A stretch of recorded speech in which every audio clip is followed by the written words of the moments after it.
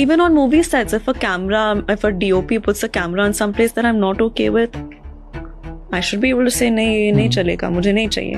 मैं नहीं चाहती हूँ कि रोज वो लोग मुझे मेरे जिम के टाइट कपड़ों में देखें, और अगर फोटो जब वो आते थे बाहर तो फिर बोलते थे कि जानबूझकर ये टाइट कपड़े पहनकर दिखना चाह रही है, तो इससे अच्छा कि मत खींचो, क्योंकि मैं तो नहीं बुलाती वहाँ जिम के बाहर। वाह दीदी, वाह दीदी। नहीं देखो जानवी ने क्लीवेज लेवल क्या दिखाया, हंगामा खड़ा हो गया। डायरेक्टर ने थोड़े भोजपुरी फिल्मों से सीन्स क्या कॉपी कर लिए, इतना बवाल। अरे थोड़ा सा खुद को ऑब्जेक्टिफाई ही तो किया था, इसमें इतना शोरगुल करने की क्या जरूरत। लेकिन आज सिनेमा से रिलेटेड हर दूसरा क्रिएटर जानवी को क्रिटिसाइज कर रहा है कि अरे उसे ऐसा नहीं करना चाहिए था, वो कोई छोटी बच्ची तो है नहीं। लेकिन अगर मैं कहूँ कि ये सब का सब कुछ बिल्कुल प्लान्ड है, नहीं ये सिर्फ खुद को ऑब्जेक्टिफाई करना नहीं, पूरी की पूरी कंट्रोवर्सी ये एक प्लान्ड पीआर का गेम है, जिसका एक ही मकसद है जानवी को रेलेवेंट रखना। आप क्रोनोलॉजी समझिए, रामचरण की पेद्दी की इस कंट्रोवर्सी के एक दिन बाद डायरेक्टर सीधा माफी मांग लेते हैं। ऐसा लगता है कि उन्हें जो इनिशियल हाइप चाहिए थी वो मिल गई। जानवी कपूर के चैट्स वायरल होने लगते हैं जहां वो पता नहीं किसी भांड से कहती है कि Ram Charan sir was also upset, no boob and waist shot. तो इसीलिए आज जानवी की इस अमानवीय पीआर सागा का आपको पूरा सच बताएंगे। जानवी ने 2018 से लेकर के आज 8 सालों में 11 फिल्में दी है, जिसमें सिर्फ 2 फिल्में हिट थी, दीवारा एंड धड़क। मतलब उनका सक्सेस रेशियो सिर्फ 18% है। 2025 में जानवी ने 2 महीने में 3 फ्लॉप्स देके हैट्रिक लगा दी थी। परम सुंदरी, होम बाउंड एंड सनी संस्कारी की तुलसी कुमारी, तीनों फ्लॉप। फिर भी एड्स, मूवीज, नॉर्थ से लेकर के साउथ हर जगह बस एक ही हीरोइन जानवी कपूर। सिद्धांत चतुर्वेदी, जिनकी फिल्में शायद ही किसी को याद होगी, लेकिन उनकी वो लाइन आज भी सबको याद है जहां उन्होंने कहा था कि जहां इनका स्ट्रगल शुरू होता है वहां हमारे सपने पूरे होते हैं। डिफरेंस यही है कि जहां हमारे सपने पूरे होते हैं वहां इनका स्ट्रगल शुरू होता है। देखो, जहां एक आउटसाइडर को एक चांस के लिए सालों तक ऑडिशंस देना पड़ता है, वहीं स्टार किड्स को अपॉर्चुनिटीज प्लेट में सर्व करके दे दी जाती है। और इसी नेपो प्रोडक्ट की सबसे बड़ी एग्जांपल में से एक है जानवी कपूर। ना फ्लुएंट हिंदी, ना टॉप क्लास एक्टिंग, ना बॉक्स ऑफिस पे ज्यादा हिट्स, लेकिन बैक टू बैक फिल्में हर 2 महीने में। एक फिल्म खत्म नहीं होती कि दूसरी अनाउंस हो जाती है, और यही बात लोगों को सबसे ज्यादा कंफ्यूज करती है कि ऐसा क्या है जो ऑडियंस नहीं देख पा रही है लेकिन इंडस्ट्री देख लेती है। बहुत लोगों का मानना है कि करण जौहर उन्हें बॉलीवुड की नेक्स्ट आलिया भट्ट बनाना चाहते हैं, लेकिन क्या सिर्फ प्लानिंग करने से कोई स्टार बन जाता है, या फिर ऑडियंस की एक्सेप्टेंस भी उतनी ही जरूरी होती है। तो आज की वीडियो में हम बात करेंगे करण जौहर के उस स्टार मेकिंग फॉर्मूले की, जानवी कपूर के करियर, पॉडकास्ट से लेकर उनकी इमेज बिल्डिंग, अननेसेसरी सेक्सुअलाइजेशन की, और उन बाकी नेपो किड्स की जिन्हें बिना हिट्स दिए भी फिल्में मिलते रहती है। आज इन सारी चीजों पे एकदम अनफिल्टर्ड वे में बात करेंगे कि कैसे जानवी कपूर के लिए पूरा इकोसिस्टम रेडी किया गया बस जानवी को एक रेलेवेंट एक्ट्रेस बनाने के लिए। तो सबसे पहले बात करेंगे कि why and how Janhvi Kapoor getting back to back films. Janhvi Kapoor ने ईयर 2018 में करण जौहर की प्रोड्यूस की हुई फिल्म धड़क से डेब्यू किया था। फिल्म हिट होती है और काफी लोगों को लगता है कि बॉलीवुड को एक नया स्टार मिल गया, लेकिन उसके बाद रियलिटी कुछ और ही नजर आती है। उनकी बाकी फिल्में धीरे धीरे करके सब के सब फ्लॉप होने लगती है। रूही, जो मैडक हॉरर यूनिवर्स की दूसरी फिल्म थी, ये इतनी बड़ी डिजास्टर होती है कि आज उसको चुपके से हॉरर यूनिवर्स से हटा दिया गया है, क्योंकि वो स्त्री यूनिवर्स के लिए एक दाग थी, और रूही एक ऐसा दाग थी जो इस यूनिवर्स के लिए बिल्कुल भी अच्छा नहीं था। जानवी उसके बाद मिली मिस्टर मिसेस माही, उलझ, देवरा, परम सुंदरी, होमलैंड, सनी संस्कारी और अब पेद्दी जैसी फिल्में देती हैं। इसके अलावा नेटफ्लिक्स प्रोजेक्ट गुंजन सक्सेना और घोस्ट स्टोरीज भी करती हैं। अगर रफली देखा जाए तो 12 फिल्मों में से सिर्फ एक कॉमर्शियल हिट नजर आती है, जो कि कहीं ना कहीं उनकी डेब्यू फिल्म ही थी। लेकिन फिर भी उनकी अगली धर्मा फिल्म लग जा गले रिलीज के लिए रेडी है, और यही चीज ऑडियंस को कंफ्यूज करती है, क्योंकि बॉलीवुड में बहुत से टैलेंटेड आउटसाइडर्स हैं जो 1 या 2 फ्लॉप्स के बाद बिल्कुल गायब से हो जाते हैं। तो रियल टैलेंट है, उनको वहां तक जो उनको मिलना चाहिए, जो उनको रिस्पेक्ट मिलनी चाहिए, या जो जिस तरह का उनको काम मिलना चाहिए, वो थोड़ी दिक्कत है। हमारे यहाँ फिल्में कम बनती है, प्रोजेक्ट्स ज्यादा बनते हैं। लापता लेडीज वाली प्रतिभा रांटा आपको याद है? कैसे याद होगी। प्रतिभा रांटा जैसी एक सॉलिड एक्ट्रेस को फिल्म तक ऑफर नहीं होती, जबकि कुछ एक्टर्स को लगातार अपॉर्चुनिटीज मिलते रहती है। करण जौहर के साथ ही जानवी की लगभग 6 फिल्में आ रही है, और यही प्रिविलेज और इंडस्ट्री बैकिंग का सबसे बड़ा एग्जाम्पल भी माना जाता है। साउथ में भी उनको प्रोजेक्ट्स मिलते रहते हैं, और उसका एक ऑब्वियस रीजन है उनकी माँ श्रीदेवी जी, जिनका इन्फ्लुएंस आज भी साउथ इंडस्ट्री में माना जाता है। इवन देवरा के डायरेक्टर ने तो जानवी और जूनियर एनटीआर को सीधा श्रीदेवी और एनटीआर से कंपेयर कर दिया था और हाई बनाने की कोशिश की थी। अगर आप जानवी कपूर की फिल्मोग्राफी को ध्यान से देखोगे तो एक पैटर्न भी आपको नजर आएगा। करण जौहर उन्हें नेक्स्ट आलिया भट्ट की तरह एस्टेब्लिश करना चाहते हैं। आलिया ने राजी की तो जानवी ने गुंजन सक्सेना की, दोनों patriotic female lady stories. 2 states में साउथ नॉर्थ कल्चरल एंगल, और परम सुंदरी में भी कुछ वैसा ही फ्लेवर नजर आता है। सनी संस्कारी में पहले दुल्हनिया सीरीज की 3rd पार्ट थी, और इसी फिल्म में सानिया मल्होत्रा जैसे 3 बार नेशनल अवार्ड्स नॉमिनेटेड एक्ट्रेस को साइड लाइन करके जानवी को लीड रोल में कास्ट किया जाता है। मतलब करण जौहर और धर्मा एक टेस्टेड रोड मैप फॉलो करते आ रहे हैं। सच ये है कि टैलेंटेड नेपो किड से शायद ही किसी को प्रॉब्लम होती है, क्योंकि कनेक्शंस हर फिल्म में काम करते हैं। लेकिन जब ऑडियंस को लगता है कि performance and box office results के बावजूद किसी एक्टर को बार बार अपॉर्चुनिटीज मिल रही है, तो नेचुरली आउटसाइडर्स और टैलेंटेड एक्टर्स के मन में सेल्फ डाउट आता है। और सिर्फ धर्मा ही नहीं, मैडॉक जैसे बड़े प्रोडक्शन हाउस भी बहुत बार स्टार किड्स को कास्ट करते नजर आते हैं। इसके पीछे सिर्फ टैलेंट नहीं, नेटवर्किंग, फैमिली रिलेशंस और इंडस्ट्री गुडविल भी रोल प्ले करती है। बोनी कपूर 80 से फिल्में प्रोड्यूस करते आ रहे हैं। हो सकता है कि आज उनका इन्फ्लुएंस पहले जैसा ना रहा हो, लेकिन इतना कम भी नहीं है कि वो अपनी बेटी के लिए डोज ओपन ना कर सके। Family backing, Karan Johar camp और एग्रेसिव पीआर स्ट्रेटजी मिलकर जानवी के लिए वो time to time opportunities create कर देती है। लेकिन जानवी कपूर को लेकर जो सबसे कॉमन एलिगेशन लगता है वो ये है कि वो हर फिल्म में खुद की बॉडी को सेक्सुअलाइज करती है, चाहे वो क्लीवेज शॉट्स हो या अपर बॉडी के क्लोज शॉट्स। हो सकता है कि ऑडियंस का अटेंशन अट्रैक्ट करने के लिए किया जाता है, मतलब एक tried and tested conscious strategy. Last year दीवारा और अब पेद्दी में भी उनके सीन्स में सिर्फ क्लीवेज, अपर बॉडी पार्ट्स, बस यही सब नजर आता है। तो अब पेद्दी से रिलेटेड कंट्रोवर्सी बात कर लेते हैं। देखो, जानवी कपूर ने पेद्दी के रिलीज के टाइम से ये एलिगेशंस लग रहे थे कि उन्हें फिल्मों में सिर्फ cleavage shots, upper body focus और ऐसे कैमरा एंगल्स के थ्रू प्रेजेंट किया जाता है जहां कैमरा का फोकस उनकी एक्टिंग से ज्यादा उनकी बॉडी पार्ट्स पे होता है। पहले दीवारा और अब पेद्दी में भी सेम पैटर्न देखने को मिलता है। एक सेक्शन ऑफ ऑडियंस डायरेक्टर को भी ब्लेम कर रही होती है कि उन्होंने जानबूझकर ऐसे शॉट शूट किए। वैसे भी साउथ इंडस्ट्री पर काफी टाइम से एलिगेशंस लगते आए कि उन्होंने काफी सारी फिल्मों में एक्ट्रेसेस को अननेसेसरली ग्लैमरस या ऑब्जेक्टिफाई वे में प्रेजेंट किया है, फिर चाहे वो दबडी डिबडी सॉन्ग हो या फिर ऊ अंटवामा। और इसमें बॉलीवुड इनसे 2 कदम नहीं 4 कदम ऑलरेडी आगे। लेकिन यहाँ पे एक दूसरा एंगल भी है। ये सारे सीन्स और शॉर्ट स्क्रिप्ट डायरेक्शन के टाइम पे ही जानवी कपूर को जरूर बताए गए होंगे। ऐसा हो ही नहीं सकता कि फाइनल एडिट देखने के बाद उन्हें पता ना चला हो। लेकिन पेद्दी प्रोमो के टाइम में उन्होंने कह दिया कि मैंने जो भी किया है सब डायरेक्टर के बोलने पे किया है। देख के हम लोग तो सब एकदम ऐसे हो गए कि वाओ जानवी। और ऐसे आपके लिए जब पहली बार अपना ये लुक देखा था तो क्या what was that first thing जो दिमाग में आई थी? मैं तो सर इनके कन्विक्शन पे जा रही थी, टू बी वेरी ऑनेस्ट, क्योंकि ये बहुत ही हटके डायरेक्शंस देते थे मुझे कि जीप के साथ ये करो, स्कर्ट के साथ ये करो, ऐसे बात करो।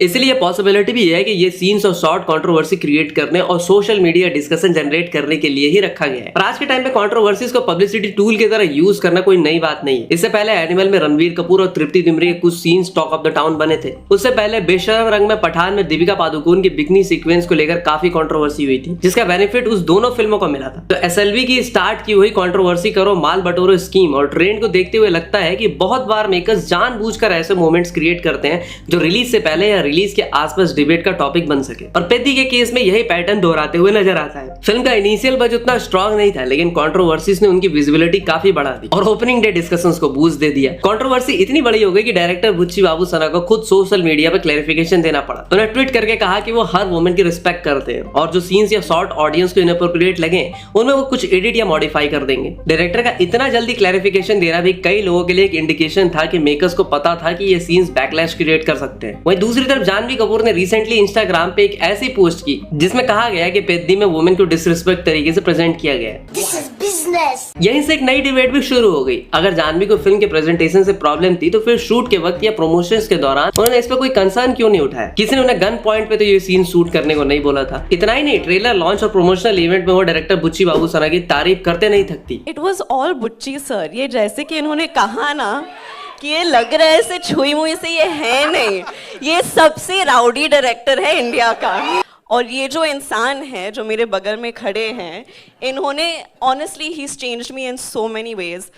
इनफैक्ट आई थिंक एक पॉइंट पर मैं जिस तरह से इनको अभी कॉल करती हूँ ना, ये मेरे बेस्ट फ्रेंड हो गए। हर रोज मुझे एक कॉल तो करना ही पड़ता है बुच्ची सर को। इसी वजह से कुछ लोग सवाल पूछ रहे हैं कि क्या बैकलैश आने के बाद जानवी कपूर इनडायरेक्टली सारी रिस्पॉन्सिबिलिटीज डायरेक्टर की तरफ शिफ्ट करना चाहती हैं, या फिर उनका पोस्ट लाइक करना सिर्फ ऑडियंस की क्रिटिसिज्म को एक्नॉलेज करने का एक तरीका था। फिलहाल इसका कोई क्लियर जवाब तो नहीं है, लेकिन पब्लिक इतनी भी डम नहीं है कि ये ना समझ सके कि फिल्म बनाने से लेकर रिलीज होने तक एक्टर्स, डायरेक्टर्स, प्रोड्यूसर्स सब प्रोसेस का हिस्सा होते हैं। इस कंट्रोवर्सी के अलावा भी जानवी कपूर के कुछ पॉडकास्ट और उनका एक रिलेशनशिप वाली बात भी है जो मैं आपको अगले पॉइंट में बताएंगे।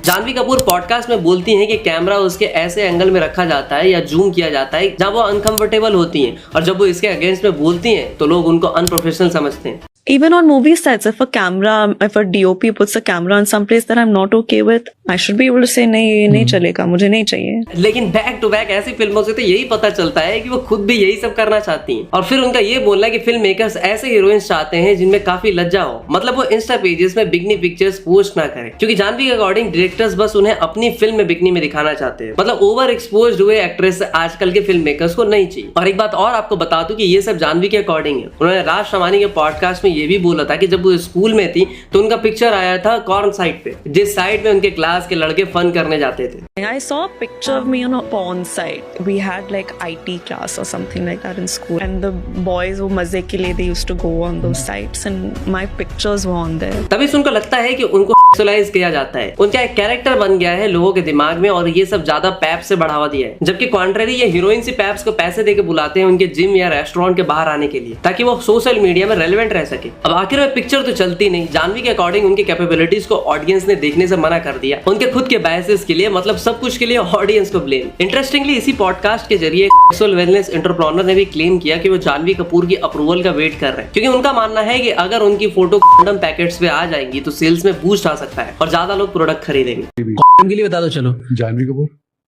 And she is not said yet because she's the best choice. और आयरनी देखिए, एक तरफ जानवी कपूर ऑडियंस के परसेप्शन को गलत बताती है, दूसरी तरफ ये भी सच है कि सेलिब्रिटी कल्चर में पब्लिक इमेज और पर्सनल लाइफ हमेशा डिस्कशन का हिस्सा बनती है. जब आप खुद लाइमलाइट में रहते हैं, अपनी इमेज को एक्टिवली शेप करते हैं, तो उसके रिएक्शंस तो आएंगे. आपको सही से एक्टिंग नहीं आती, ना आप थिएटर में ऑडियंस लाने की कैपेसिटी रखते हो, then how can you question audience when you should be questioning yourself. उनको लगता है कि ये परसेप्शन तभी बदलेगा जब उन्हें बड़े एक्टर या स्टार्स के साथ काम करने का मौका मिलेगा और तब जाकर वो खुद को प्रूव कर पाएंगे. और जानवी कपूर वैसे एक एक्ट्रेस नहीं बल्कि एक सोशल वर्कर जैसा भी खुद को दिखाती हैं. उनका कहना है कि उनके लेगेसी एंड प्रेशर के लिए वो बहुत अल्कोहल एंड एडिक्शन में घुस चुकी थी, क्योंकि उन्होंने छोटे से ये सब एक्सपीरियंस किया था, इसलिए लोगों का हेल्प करना चाहती हैं उनके अल्कोहल स्ट्रगल और एडिक्शन से बाहर आने में. देखो ये तो पता नहीं कि उनको बॉलीवुड में बिग हिट मिले या ना मिले, लेकिन क्या पता वो मेंटल हेल्थ इंडस्ट्री में एक बड़ी डॉक्टर बन जाए. और ये सब बातें पॉडकास्ट के थ्रू उन्हें लोगों तक पहुंचाया और उन्हीं पॉडकास्ट में लोग आके बोलते हैं कि उनकी पिक्चर्स वो कंडोम के पैकेट में रखना चाहते हैं, क्योंकि उनकी पिक्चर्स देखने से लोग ज्यादा प्रोडक्ट खरीदेंगे. देखो जानवी की इमेज ही आज के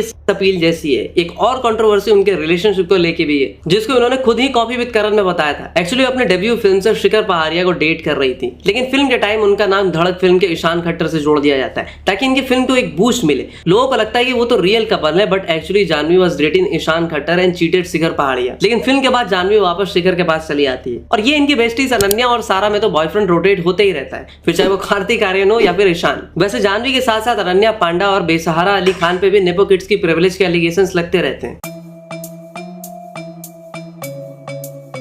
जानवी कपूर अकेली ऐसी नहीं है जिसको बैक टू बैक फिल्में ऑफर होती है. उनके साथ अनन्या पांडे और सारा अली खान भी है जो बिना टैलेंट और हिट्स की फिल्में शाइन करते रहती हैं. अभी रिसेंटली अनन्या पांडे के भारतनाट्यम वाला डांस तो आपको याद ही होगा, जहां इन्होंने ऐसा डांस किया था कि पूरी इंडिया की ऑडियंस हंसते हंसते पागल हो गई थी. जानवी कपूर जैसा हाल अनन्या पांडे का भी है. मैक्सिमम फिल्में धर्मा के साथ, लेकिन हिट फिल्मों का काउंट बस एक. एक्टिंग के नाम पे अनन्या पांडे और सारा अली खान में नील बड़े सन्नाटा ही है, लेकिन करण जोहर और बाकी प्रोड्यूसर्स की क्या मजबूरी है वो बताना थोड़ा मुश्किल लगता है. सबसे बड़ा सवाल ये है कि जब ऑडियंस बराबर इनकी परफॉर्मेंस को क्रिटिसाइज करती है, सोशल मीडिया पर ट्रोलिंग होती है और बॉक्स ऑफिस पे भी इनके पास दिखाने को कुछ नहीं होता, तब भी इन्हें लगातार बड़े प्रोजेक्ट्स कैसे मिलते रहते हैं. बॉलीवुड में बहुत से टैलेंटेड आउटसाइडर्स सालों से स्ट्रगल कर रहे हैं. कुछ साल पहले लापता लेडी से प्रतिभा रांटा और नितांशी गोयल ने डेब्यू किया था, जिनकी परफॉर्मेंस से काफी तारीफ भी हुई थी, लेकिन आज उनके पास मॉडलिंग के अलावा कुछ भी नहीं है. लेकिन जानवी, अनन्या और सारा को डेब्यू के बाद से ही लगातार बड़े बैनर्स, फेमस डायरेक्टर्स और एस्टेब्लिश्ड स्टार्स के साथ काम करने का मौका मिलता है. और नेपोटिज्म की डिबेट भी इसी वजह से बार बार उठती है. बॉलीवुड में एक्टर और एक्ट्रेसेस को उनके सरनेम, फैमिली बैकग्राउंड और इंडस्ट्री कनेक्शन का फायदा जरूर मिलता है. जानवी कपूर को लगातार हाई बजट फिल्में और टॉप प्रोडक्शन हाउसेस का सपोर्ट मिलता है. अनन्या पांडे को भी बहुत अपॉर्चुनिटीज मिलती है. सारा अली खान की परफॉर्मेंस को बहुत बार ओवर एक्टिंग के लिए क्रिटिसाइज किया जाता है.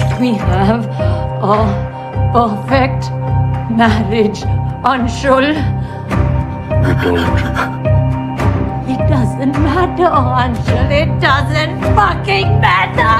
फिर भी उनके पास प्रोजेक्ट्स की कमी नहीं दिखती. इसलिए लोग सवाल पूछते हैं कि अगर बॉलीवुड में सब कुछ मेरिट और ऑडियंस एक्सेप्टेंस पर डिपेंड करती है, तो इन तीनों एक्ट्रेसेस को इतने लगातार चांसेस कैसे मिलते रहते हैं, जबकि उनकी फिल्मोग्राफी में ब्लॉकबस्टर या कंसिस्टेंटली सक्सेसफुल परफॉर्मेंस की कमी साफ साफ नजर आती है. अगर आप डीपली फॉलो करोगे तो आपको पता चलेगा कि जानवी कपूर, अनन्या पांडे और सारा अली खान नेपोटिज्म एरा की सबसे ज्यादा प्रिविलेज्ड एक्ट्रेसेस में से एक हैं. अपॉर्चुनिटीज, लॉन्चेस और सेकंड चांसेस इन्हें मिलते ही, मतलब इतने मौके जितने टैलेंटेड आउटसाइडर्स को जिंदगी में नहीं मिल सकते. इसी वजह से जब भी बॉलीवुड में नेपोटिज्म की बात होती है तो इन तीनों का नाम सबसे पहले आता है। वैसे हमारे मेन चैनल यानी कि लैडर फैक्ट्स पे इस पे एक डिटेल वीडियो प्रेजेंट है जिसमें हमने उन्हीं सारे नेपो किड्स को इंक्लूड किया है जो कि एकदम घटिया थर्ड क्लास है, तो आप उसे भी जाकर के चेकआउट कर सकते हो। खैर क्रिटिक्स का मानना है कि इनका करियर ये दिखाता है कि बॉलीवुड में बहुत बार टैलेंट और बॉक्स ऑफिस रिजल्ट से ज्यादा नेटवर्किंग, फैमिली बैकग्राउंड और इंडस्ट्री सपोर्ट काम करती है। और यही वजह कि आज भी बहुत से लोग हैरान होते हैं कि इतनी क्रिटिसिज्म और लिमिटेड सक्सेस के बावजूद जानवी, अनन्या और सारा को बैक टू बैक फिल्में मिलते रहती है, जबकि कई टैलेंटेड एक्टर्स आज भी उस कतार में खड़े हैं कि उन्हें बस एक फिल्म में एक छोटा सा रोल मिल जाए। तो भाई ये थी जानवी कपूर के पीआर सागा की वो कहानी जहां एक पूरी की पूरी टीम, पूरा का पूरा एक इकोसिस्टम लगा हुआ है उन्हें रेलेवेंट बनाने में, बट फिर भी ऑडियंस उन्हें एक्सेप्ट नहीं कर पा रही है। तो अगर आपको ये वीडियो पसंद आई हो तो इसे लाइक करके जाना और चैनल को सब्सक्राइब भी कर लेना for more such unfiltered content. तो लैडर भाई यानी कि आपका होस्ट मिलता है आपसे अगली वीडियो में, तब तक के लिए हर हर महादेव।